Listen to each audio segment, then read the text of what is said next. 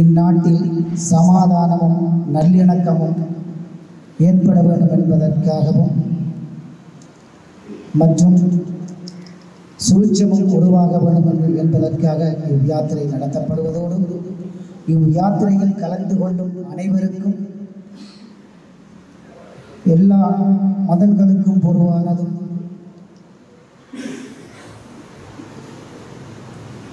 எல்லா நாட்டவருக்கும் பொதுவானதுமான இறைவனின் திருவருள் கிடைக்க வேண்டும் என்று ஆசி வழங்குவதோடு லோகா சமஸ்தா சுகினோபவந்து சர்வே ஜனகா சுகினோபவந்து சமஸ்த சன்மங்களானி பவந்து. வரஹ்மத்துல்லாஹி தஆலா வபரகாத்துஹு.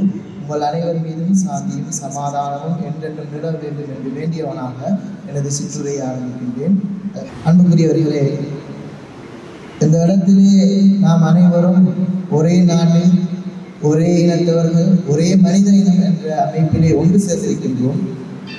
இறைவன் தன்னுடைய குர்ஆனிலே கூறுகின்றான், ஏ மனிதர்களே, ஏ முஸ்லீம்களே என்று கூறவில்லை, ஏ இன்னார் என்று குறிப்பிடாமல் மனித இனத்தையும் முழுமையாக கூறினார்.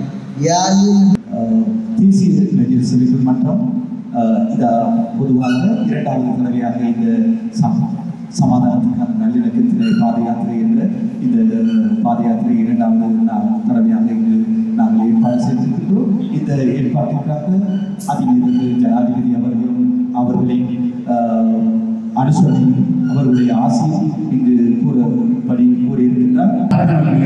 வழங்கியிருந்தார்கள். இவர்களை நான் நிச்சயமாக அவர்களுக்கு நாங்கள் நன்றியை தெரிவித்துக் கொள்கின்றோம்.